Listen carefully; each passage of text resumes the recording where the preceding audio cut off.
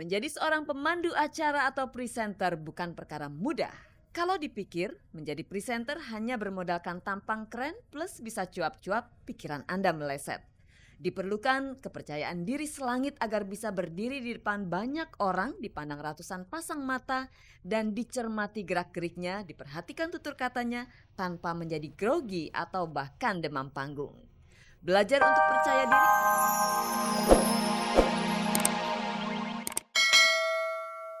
fenomenal itu. Jawabannya, sinetron dengan latar belakang budaya kini sudah tidak tren lagi. Mau tak mau Rano mundur sementara dan lebih fokus kepada bisnis studionya. Rano Karno adalah seniman idealis sehingga tak mau lata menjual sinetron hanya dengan satu tolok ukur, laris dan banyak ditonton orang semata. Memang kalau dibilang balik layar barangkali memang aku banyak di balik layar gitu karena kebetulan mungkin tema-tema kultur lagi belum diterima kan. Sementara aku spesifiknya di kultur gitu kan. Ini hanya sebuah tren biasa dalam arti kata sebuah tontonan akan fluktuatif ya. Dan memang belakangan aku lebih banyak bikin program-program studio. Kebetulan memang studio ini baru 2 tahun kan. Jadi aku lebih fokus ke sini dulu gitu. Meski lebih banyak berdiri di belakang layar, namun bukan berarti Rano Karno sama sekali tak peduli dengan sinetron Indonesia. Dia sangat prihatin dengan kondisi sinetron Indonesia yang kerap tak membumi. Pada dasarnya baik, cuman kalau dari kacamata saya yang sangat kehilangan di kita ini adalah rasa buminya nggak ada gitu loh. Kesannya begini, ini kan sebuah tontonan gitu, bikin saja antah berantah gitu kan. Sehingga kita lihat mungkin anak-anak SMA sekarang di sekolah rambutnya warna-warni gitu. Kemudian ya berpakaiannya juga seperti itu, kita kesannya bukan di Indonesia gitu. Sebagai seorang seniman, Rano masih memegang teguh prinsip bahwa semua tontonan harus mengandung tuntunan. Idealnya memang begitu, namun industri televisi sering hanya berpihak kepada tontonan yang kadar tuntunannya sangat dangkal. Rano Karno melihat disinilah pentingnya keberadaan lembaga sensor. Yang bilang, sensor udah nggak perlu gitu. Bagi saya harus, tinggal kita sendiri. Maaf kalau saya boleh berandai-andai. Mungkin saya ini perokok berat, tapi di sinetron saya tidak ada saya merokok. Karena saya tahu minimal dari 10 anak, kalau diikutin oleh satu anak sangat berbahaya. Itu tanggung jawab, itu saya merasa menjadi bagian tanggung jawab. Gitu. Banyak saya ngobrol dengan beberapa LSM yang rata-rata mereka mengharapkan perubahan itu dari saya. Saya bilang saya nggak bisa berubah, saya nggak bisa merubah situasi ini. Saya nggak punya kemampuan untuk merubah ini. Ini harus dirubah oleh kita sama-sama. Maaf kita bicara. Marilah kita lihat misalnya tayangan di tengah malam, Anda tahu sendiri gitu kan. Oke bilang itu kan format orang besar, bukan anak-anak. Tapi dari sekian banyak anak yang tidur, ada anaknya juga yang masih bangun gitu loh. Nah tanggung jawab kita di mana untuk itu? Rano juga tak menyembunyikan kekagumannya kepada para sinias muda yang sangat menguasai kemajuan teknologi di bidang perfilman. Lewat teknologi, orang tak harus menunggu berminggu-minggu hanya untuk mendapatkan gambar yang bagus. Semua bisa dikerjakan lewat komputer. Bahayanya, orang jadi miskin kreativitas. Wah sebetulnya kalau saya sekarang melihat sinias muda ngiri. Sangat ngiri. Karena apa? Mereka sekarang ditunjang dengan teknologi. Ya kan, komputer udah bisa membuat mereka jauh lebih pandai. Tapi yang saya lihat mereka jadi malas. Kreativitas sudah nggak ada. Karena apa? Semua ada di komputer.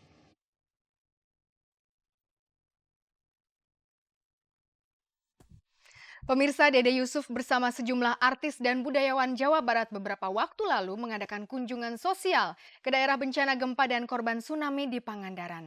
Mereka ingin membantu membangkitkan kembali Pangandaran lewat seni dan budaya. Sedangkan Farhan mengaku punya penyakit kurang percaya diri sewaktu kecil. Wah, padahal sekarang Farhan begitu pede sebagai presenter. Nah, bagaimanakah cara Farhan mengatasi rasa mindernya? Berikut ini penuturan Farhan.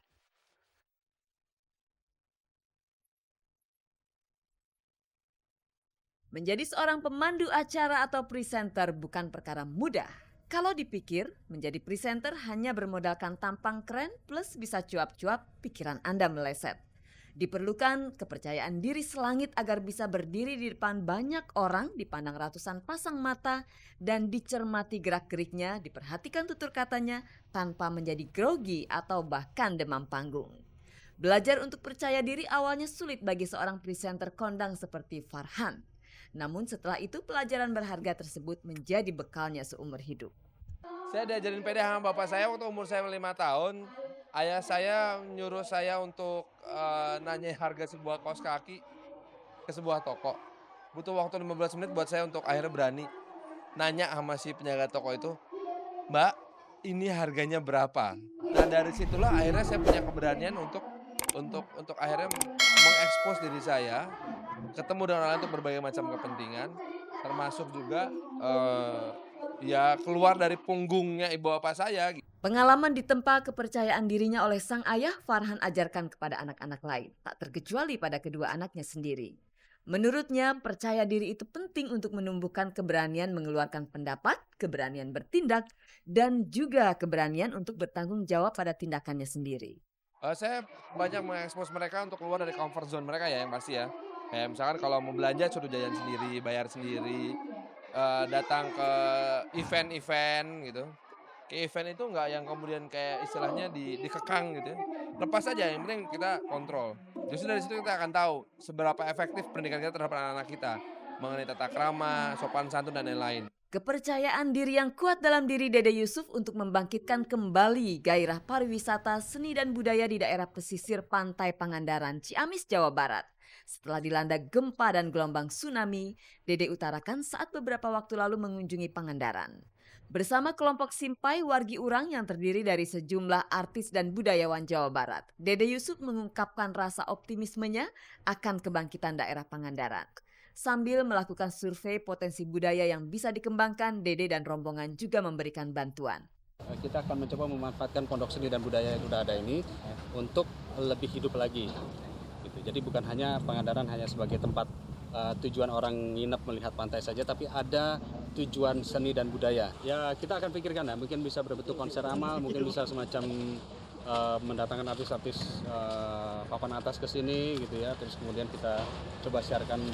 Kalau Jogja bisa, Aceh bisa, saya rasa Pangandaran juga bisa.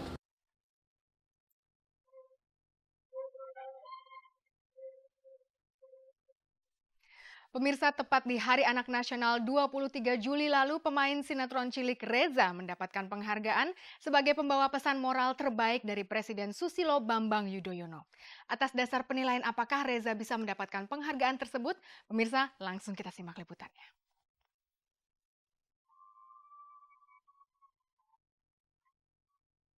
Muhammad Dwiki Riza atau lebih terkenal dengan sapaan Reza tidak menyangka sama sekali bahwa ia kembali bisa bertatap muka dengan orang nomor satu di Indonesia, Presiden Susilo Bambang Yudhoyono.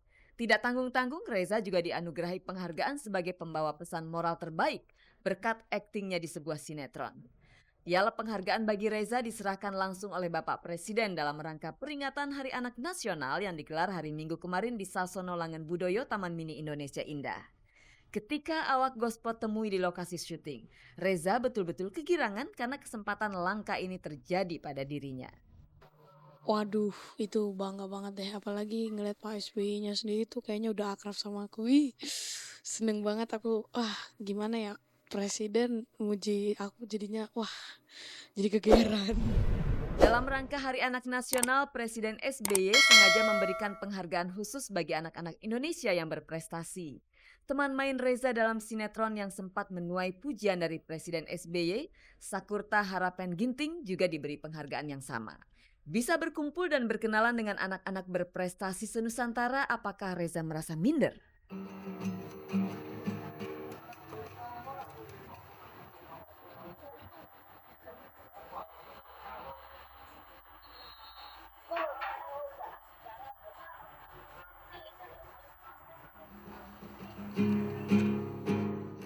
Kalau ngerasa minder, awalnya mungkin iya aku sama Kipli, wah di sini anak-anaknya banyak nih, banyak-banyak menteri pinter. Tapi lama-lama aku jadi sering ngobrol sama anak-anaknya, jadi pada sering foto-foto minta tangan. Jadi ya aku jadi biasa aja gitu. Layaknya sifat anak yang polos, Reza begitu gembira bisa diberi penghargaan. Meskipun ia kurang mengerti mengapa ia yang dipilih oleh Pak Presiden. Kalau menurut aku sih layak gak layak mungkin ada yang lebih layak daripada aku, cuma ya alhamdulillahnya aku yang dapat. Aku juga nggak tahu kenapa, mungkin kalau yang lebih layak mungkin masih ada yang lebih baik aktingnya, yang lebih apa. Cuma aku nggak tahu kenapa aku yang kepilih. Mungkin ya menurut kriteria Pak SBY aku lebih apa gitu. dari yang lain. Aku pikir ini jadi motivasi, jadinya alhamdulillah aku udah dapet, semoga aku jadi lebih baik lagi, jadi peran aku harus dipertahankan sebagus ini.